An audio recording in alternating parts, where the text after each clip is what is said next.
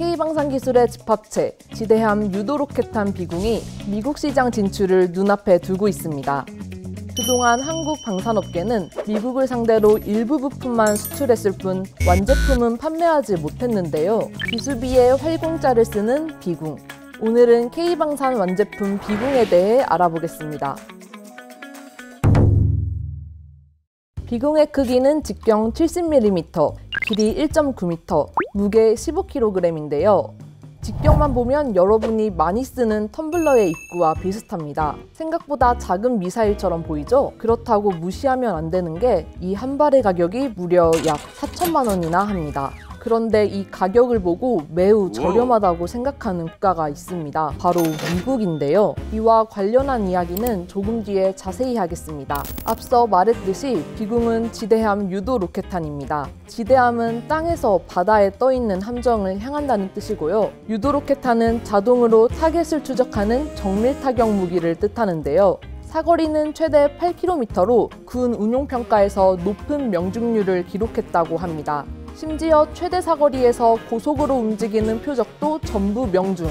결국 우리 군의 운용적합 판정을 받았죠.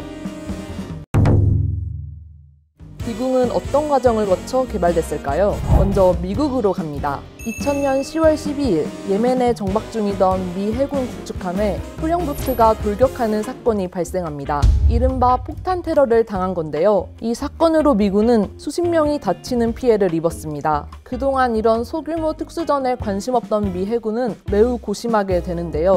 이런 소형보트 돌격에 대응할 수단이 마땅치 않았던 거죠. 대형 대함 미사일인 하푼도 있었지만 이는 매우 고가의 무기로 가성비가 좋지 않았던 겁니다. 무기 하나 잡는데 화염방사기까지 쓸 필요는 없잖아요. 그래서 미 해군은 기존에 쓰던 직경 70mm 로켓에 추적장치를 부착한 새로운 유도 로켓을 개발하기로 합니다. 하지만 미 해군 혼자서 개발하려니 문제가 하나 있었습니다.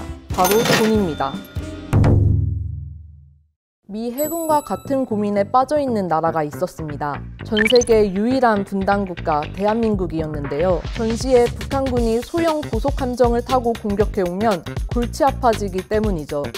한국을 주목한 미 해군은 2000년 중반 방위사업청과 MOU를 맺고 새로운 유도 로켓을 공동 개발하기로 합니다. 미국은 이미 개발해놓은 내용을 한국에 전해주고 한국은 이를 최대한 값싸게 만들 방법을 연구하였죠. 한국에서 불리는 이름이 비공인데 반해 미국에서는 저가형 유도 로켓 로거라고 부르는 것만 봐도 얼마나 가성비를 따졌는지 이해됐을 겁니다. 그런데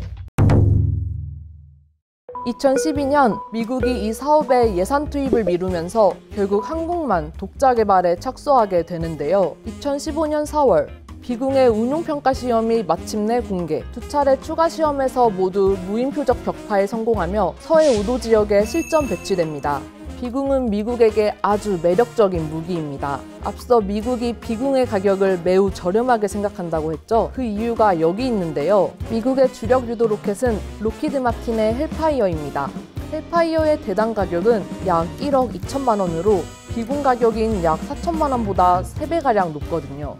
결국 미 국방부가 록히드 마틴 등 자국 기업을 두고 한국 방산기업에 눈을 돌린 것은 우크라이나 지원 등으로 빠르게 소진되는 국방 자원을 가성비 좋은 한국산 무기로 채울 수 있다는 기대감 때문인 거죠. 그동안 한국 방산업계는 북미를 상대로 일부 부품만 수출했을 뿐 미사일, 전차와 같은 완제품을 판매하지는 못했습니다. 미 국방부와 비공 수출 계약을 맺게 되면 첫 완제품 수출 실적을 내게 되는 건데요. 세계 최대 방산국가인 미국으로의 무기 수출은 국내 방산업계의 일대 전환점이 될 것으로 보입니다.